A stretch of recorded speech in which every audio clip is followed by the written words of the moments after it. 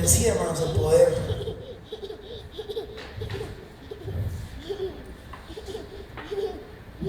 es un poder contra el mundo, es un poder, ¿verdad?, contra el diablo. Pero yo siempre he dicho esto, hermano, y siempre lo he encontrado en la palabra de Dios. El apóstol Pablo lo decía. Él decía: ay de mí, ¿no?, que lo que quiero hacer, eso no hago, ¿no? Entonces él dice que golpea su cuerpo, ¿verdad?, para someterlo, y someterlo para la obra de Cristo. Y yo creo esto, hermano, que el enemigo más grande no es el diablo ni el mundo, sino nosotros mismos, ¿no? Y el poder que Dios nos ha dado a nosotros, el poder más grande, es precisamente esto de su Espíritu Santo, que es un espíritu valiente, dice. Es un espíritu de amor, pero sobre todo, lo más importante, un espíritu de dominio propio. El poder más grande, hermanos, para dar nuestra propia vida por los demás. Y esto es algo que va en contra de nuestra naturaleza humana, ¿sí? Tanto física como intelectual, y aún lo que va más allá, ¿no?, lo que es la conciencia, el alma. Siempre buscamos por nosotros mismos, pero Cristo Jesús nos dio este poder, ¿sí? Una cosa que yo veo que son muy difíciles es que las personas se unan para un bien común o para un propósito en común, y todas sean capaces de dar su vida para el beneficio de ese bien o ese principio o ese propósito, ¿verdad?, o ese trabajo común, esa meta en común, ¿sí? Y entonces, no volteen para acá, se me concentren ustedes más que el ruido. Y todo volteen para allá y digo: mira, ya está hablando. Sí. Entonces, ya me perdí, hermano, ya me perdí. Ay, vamos a hacer el partido. El otro domingo vamos a cantar. ¿Qué les iba diciendo, hermanos? Ok. Ya cuando agarro hilo, hermano, pues luego me desconectan y ya pierdo el chiste. Sí, entonces, yo veo muy difícil. Por ejemplo, la sociedad mexicana, que ahorita es todo contra todos, y yo veo en Facebook y digo: ay, no voten por el PAN porque es muy malo. Y otro dice: ay, el PRI es igual. Yo digo: bueno, y eso. Digo, que voten por el PRD, dicen otros. Y otro dice: no, el PRD está peor. No, que voten por otro, por los independientes. Digo: y al rato ni a los independientes van a querer, ¿verdad? Y ahorita es muy difícil. Y yo siempre digo: es que si se están buscando personas santas y puras, se van a tener que ir del planeta Tierra, ¿no? Por aquí, mientras haya hombre, hay humanidad, va a haber corrupción, ¿no? Porque el hombre es corrupto. En sí la corrupción es sencillamente algo que se corrompe, pero algo que se destruye, ¿no?, como era originalmente, y es lo que sucede. Entonces en Estados Unidos pasa lo mismo. Te vas a Francia y pasa lo mismo, ¿no? Hay políticos corruptos, hay empresarios corruptos, hay esos ciudadanos corruptos. Y yo me imagino que si en Marte hubiera vida, iba a haber marcianos corruptos también. O no sé, en Alfa Centauri, no sé, yo era Alfa Centauriano corrupto. Tremendo. La corrupción está en nuestra carne y en nuestra naturaleza.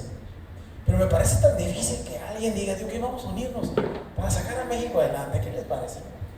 Porque cada quien ve por su bienestar. Y a veces dudamos, ¿no? Y decimos: es que si yo doy mi vida, el de allá no la va a querer dar, y yo nomás voy a ser el único menso muerto.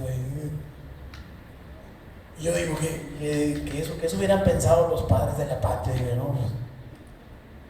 Y ahora hasta los queremos corromper a ellos también, ¿no? A los padres de la patria. Dicen: que no eran tan buenos como ellos decían, ¿verdad? Pero murieron por la patria, ¿verdad? No sé si estaban locos o eran corruptos, pero murieron por su ideal, lo que ellos pensaban que tenían que ser. Y ahorita me parece muy difícil que la sociedad en México, en Estados Unidos, se una. ¿Saben qué es lo que hizo poderoso Estados Unidos, hermano? Y eso sucedió en la Segunda Guerra Mundial, que el pueblo y el gobierno se unieron, ¿sí?, para ganar la guerra, porque los dos tenían el mismo objetivo. Y dijeron: vamos a unirnos, vamos a ganar. Y Estados Unidos se convirtió en una super mega fábrica, ¿verdad?, de armamento, y le surtió armas a Inglaterra, le surtió armas hasta Rusia, le surtió, iban, y los alemanes les hundían los barcos, y al rato hubo otra bandada, ¿no?, los submarinos, barcos, de todo. Porque la sociedad está unida con su gobierno, creía en su gobierno y el gobierno, pues, ¿verdad? Que imagino, ¿no? Qué bueno, ¿no? Pero ahorita ven, por ejemplo, la sociedad estadounidense también es la misma, ¿no? Está como que si Barack Obama quiere ir a la guerra, no, ¿para qué? Ya no es como antes, ¿no? Ahorita ya están gozando del fruto de haberse unido en aquella ocasión. Pero si pudiéramos unir, ¿no? O sea, dar nuestra vida por un bien común, entonces las cosas serían muy diferentes. Y yo lo que veo en el cristianismo, hermanos, es que hay un conflicto de intereses y pasa exactamente lo mismo. ¿Sí? Algo que yo he aprendido de mi padre es que hemos venido a este mundo, y me refiero al cristianismo y a la obra de Dios y al Espíritu de Dios, para dar nuestra vida por los demás. Mi padre no murió, ¿verdad? Y sacrificó todas las cosas que tuvo que sacrificar. Otras no las sacrificó, ¿no? Pues era un ser humano, él no tenía su necesidad. Pero muchas cosas sí las sacrificó. Y no las sacrificó, hermanos, precisamente para que nosotros, sus hijos o su descendencia, no las sacrificáramos también en sí, ¿no? Sino que para que también lo hiciéramos lo que él hizo a un lado. Sí, porque yo digo, qué chiste, ¿no? Yo me sacrifico, estoy enfermo, pero yo sé que mi hijo va a tener que pasar por lo mismo también, espero que no con enfermedad, pero también él va a estar capacitado para dar su vida por alguien más. ¿Sí? Y una cosa que digo siempre, Señor, no me permitas morir de esta enfermedad, permíteme mejor morir por alguien, ¿no? Me encantaría eso, ¿no? ¿Sí? Y es precisamente en cuanto a esto, lo que el cristiano muchas veces pierde, ¿verdad? Su objetivo de lo que ha venido a hacer, del poder que le ha sido conferido del Espíritu Santo. Ha venido a dar su vida.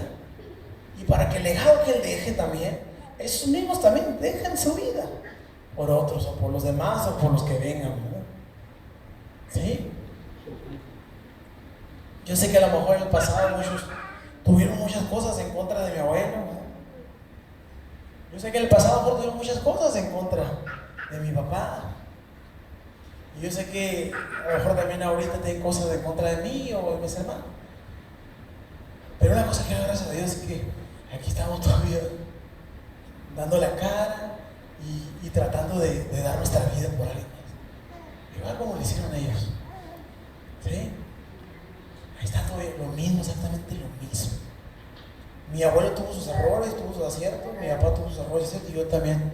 No nos parecemos, no quiero decir nada, porque esto me estaría contradiciendo lo que acabo de decir, pero muchas cosas no nos parecemos, pero en algo sí, en que queramos hacer algo, ¿no? Por la obra de Dios y para dar la vida por alguien. Y eso es lo que tenemos que hacer, hermano, nosotros como cristianos. Fíjense lo que dice en Corintios capítulo 2 y la forma en que nos habla de las cosas que son, ¿verdad?, terrenales, de la sabiduría que es de este siglo. Y lo menciona muy claramente para que tengamos una idea de qué se trata. Dice de los príncipes de este siglo. Dice ahí en 1 Corintios capítulo 2, versículo del 6 hasta el 16, lo voy a leer a ver qué sale. Dice, se lo voy a leer, hermano, con mucho gusto, si usted lo quiere seguir, síganlo, no hay problema. Sin embargo, dice, hablamos sabiduría entre los que han alcanzado madurez, y sabiduría no de este siglo, ni de los príncipes de este siglo que perecen, mas hablamos sabiduría de Dios en misterio, la sabiduría oculta, la cual Dios preparó antes de los siglos para nuestra gloria. Y ahí esa palabra me encanta, la gloria. Las personas inconversas del orgullo, ¿no? Nosotros decimos la gloria. Rara vez alguien, ¿no? Y curiosamente y tristemente, ¿verdad? Muy raro, dentro del cristianismo hablamos del honor y la gloria eterna. Siempre hablamos de cosas materiales. Pero aquí el apóstol Pablo dice que los que han alcanzado madurez hablan cosas, ¿verdad?, que son hablan de la sabiduría, ¿verdad? Sabiduría, pero que es de Dios, que es de lo alto, que no es de los príncipes de este mundo. Yo me imagino que en aquel entonces los príncipes de aquel mundo, pues era el imperio romano, pues y sus gobernantes, ¿verdad?, en las provincias, ¿no? La provincia de Judea, de Galilea, ¿verdad?, que estaban ahí. Pero ahorita, ¿quiénes serían los príncipes de este mundo, hermano? ¿Quiénes serían los príncipes de este mundo? Yo creo que ya ni siquiera podemos hablar de presidentes de la república, sino más bien de empresarios, ¿no? Personas con mucho billete, con mucho dinero. Obviamente que los presidentes tienen poder político, económico, militar. Pero para mí, por ejemplo, Bill Gates sería un príncipe de este mundo, ¿no? O usted no. Carlos Slim, que pobrecito, ¿no? ya no es rico. Hay un comercial ahí que dice que hay que ayudarlo a ser rico otra vez. No le entendí, ¿no? Carlos Slim, Bill Gates es el Guillermo Padrín, ¿verdad? Se hizo 9,000 millones por ciento más rico en 6 años. ¡Wow! Debería abrir su escuela de economía, ¿verdad? Y enseñar economía, que no Padrín, a que me enseñe a ser rico en 6 años, ¿verdad? 9 millones de por ciento, no sé cuántas veces, ¿verdad? Y estoy hablando de por ciento, no hablando de peso, ¿verdad? Se hizo muy rico. Dice el apóstol Pablo: yo no vengo a hablarles de esa sabiduría, sino de una divina, una celestial. Una dice que está oculta, una que es misteriosa, hasta cierto punto. Y no tiene nada que ver. ¿Qué nos hablaría Bill Gates? ¿Qué es lo que nos hablaría Carlos Slim? Mark Zuckerberg? La mayoría son judíos, y tanto que echan los judíos. Y son inteligentísimos los judíos, tienen descendencia judía. Ascendencia judía. Y son multimillonarios, son muy inteligentes. ¿Ya? ¿Qué les enseñarían ellos? Yo creo que cómo hacernos ricos, ¿verdad? Cómo hacer prosperar nuestra empresa, cómo hacer rendir nuestros bolsillos, cómo invertir, ¿verdad? Pero yo no vengo a hablarles de eso. Aquellos que tienen madurez, dice, yo les vengo a hablar de otra sabiduría que es diferente, que es misterio y que está oculta, pero que a nosotros, dice, se nos ha sido revelada. Ay, me cambié, aquí está. Mira, y ahí se queda. Mejor Dios quiere que predique eso. No, yo no creo esa cosa. Dice, la que ninguno de los príncipes de este siglo conoció, porque qué curioso, porque si la hubieran conocido, dice, nunca habrían crucificado al Señor de gloria. Antes bien, como está escrito, cosas que ojo no vio, ni oído oyó, ni han subido en corazón de hombre, son las que Dios ha preparado para los que le aman. ¿Verdad?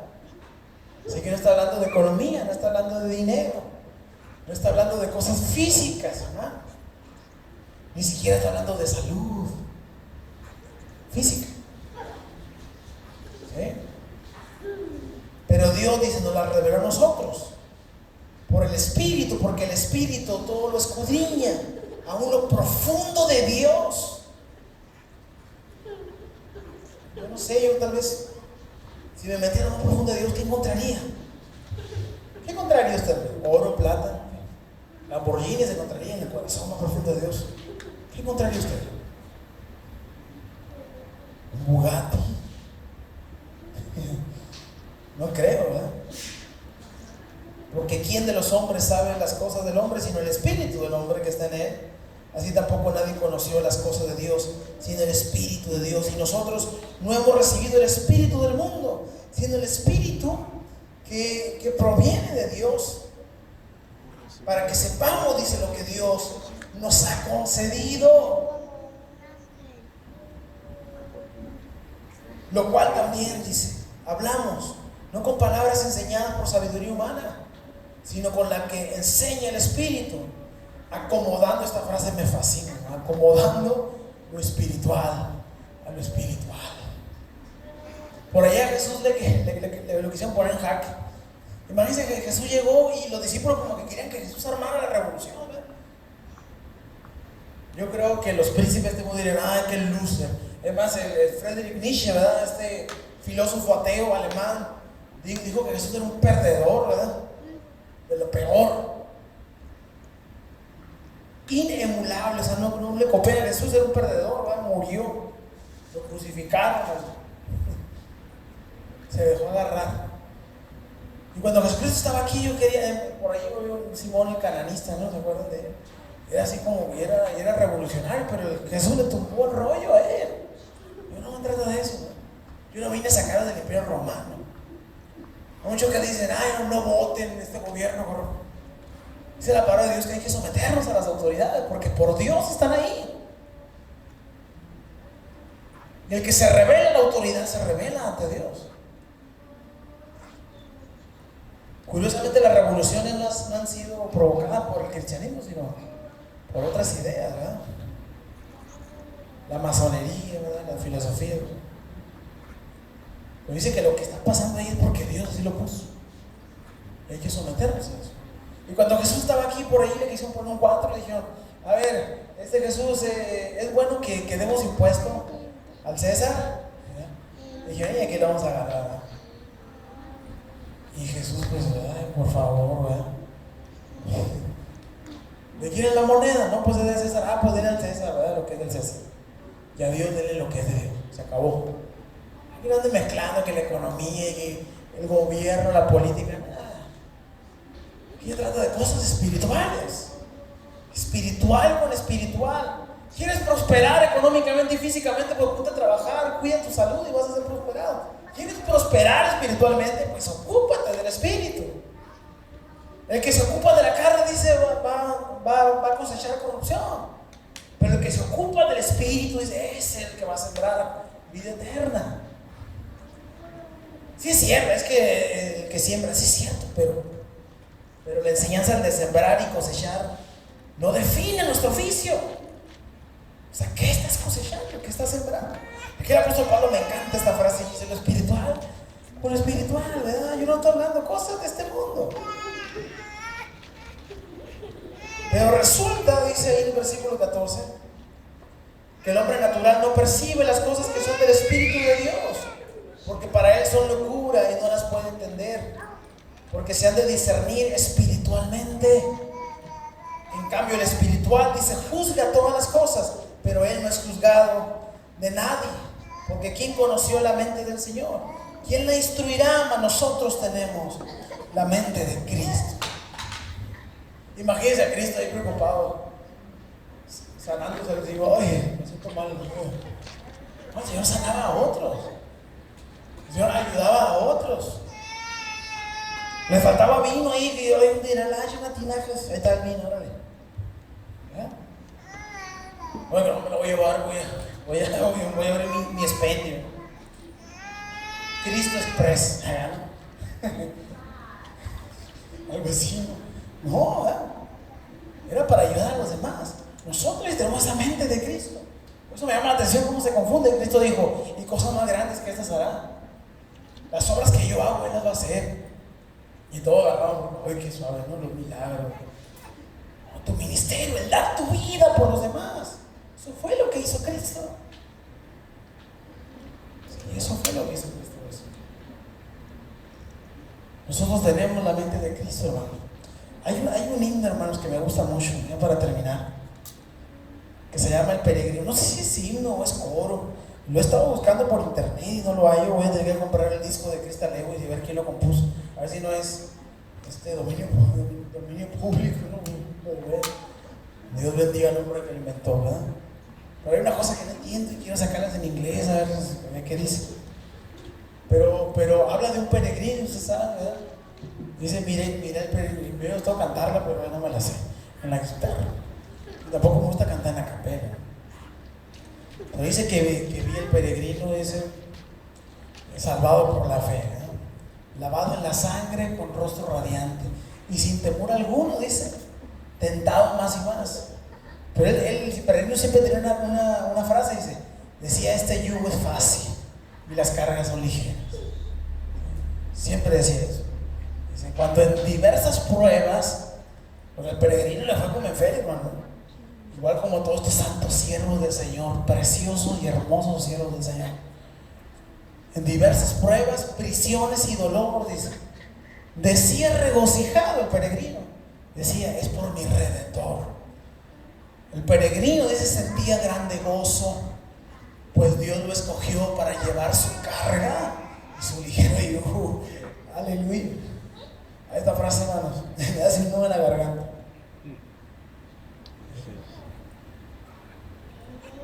Recuerda ahí una parte, esta canción de Sadrach, Mesach y Abednego. Dice, cuando el fuego, dice, como está en el horno, no como dice ahí, pero dice que el fuego fue aumentado aún 10 veces más, dice, pero en medio de las llamas, dice, ahí estaba el Salvador. Sí, ahí estaba el Salvador. Estaba Cristo con él. Me encanta que al final dice, en esta visión, esta canción que es una visión del peregrino, dice, y ve al peregrino vencer en el final, llegando a la meta, dice, la vida eterna. ¿Sí? Dice que aquí él dice, yo llevaba esta carga y este yugo, pero al final dice, se encontró, dice, con Cristo. Con Cristo se encontró. Pero me encanta el carácter de este hombre reflejado y de estos hombres escritos ahí. Estaban dispuestos a dar su vida por unas palabras que se han olvidado en estos tiempos, que es la gloria y el honor, no de este mundo, sino la eterna. La gloria y el honor eterno, o el honor y la gloria eterna. No la que está aquí, dijo el apóstol Pablo en Corintios 15, 2 Corintios 15, dijo, si solamente en esta vida esperamos en Cristo Jesús, somos los más dignos de conmiserar, o sea, somos unos miserables. De ahí el nombre de wretched, de miserable, porque ese hombre solamente espera en Cristo, no espera prosperidad, no espera nada. Por eso se puso así, nos tienen que agarrar la onda. Wretched, miserable. Dijo el apóstol Pablo, somos los más dignos de conmiseración, somos los más miserables del mundo. Pero dice, Cristo ha resucitado, entonces es una promesa de que nosotros también resucitaremos. Y el hombre, hermanos, puede hacer muchas cosas, pero cuando lucha por este honor y esta gloria eterna, eso nunca se puede borrar y nunca se puede quitar. No importa, hermano, ¿verdad? Lo que hayamos sido, lo que hayamos hecho, pero cuando damos nuestra vida por la honra y por la gloria de Cristo, ¿sí? Entonces nos encontraremos con la vida, con la verdadera vida, con la verdadera riqueza, con la eternidad. ¿Qué dejó mi padre, mi abuelo aquí? A que puro problemas, ¿no? En este mundo, hermanos, si esperáramos solamente esto, ay, pobrecitos de nosotros, ¿verdad? Pero ahora esperamos algo que va mucho más allá, algo que no tiene nada que ver con la inteligencia o la sabiduría de este mundo, sino una sabiduría, hermanos, oculta, que es un misterio y nos ha sido revelada por el Espíritu Santo. Y esto, hermanos, es vida eterna en Cristo Jesús. Y como dijo el apóstol Pablo en Corintios, el poder, ¿verdad? Y la sabiduría de Dios, esto es en Cristo Jesús. Y me encanta esta frase, dice, ¿verdad? El peregrino dice, sentía grande gozo porque Dios lo escogió. Para una cosa lo escogió el Señor, para llevar su carga y su ligero yugo. Aleluya. Estaban, hermanos, convirtámonos en hombres y mujeres de honor y de gloria para nuestro Dios. ¿Cuántos dicen amén a esto? Dispuestos a luchar, dispuestos a dar nuestra vida por los demás, sobre todo por aquel que dio todo por nosotros, aquel que llevó la cruz por nosotros, que nosotros debíamos llevar esa cruz, nosotros debíamos haber muerto, pero Él se entregó, hermano, por ti y por mí, por la honra y la gloria de aquel hombre, de nuestro Salvador, de nuestro Dios. Aleluya. Dios le bendiga, hermanos.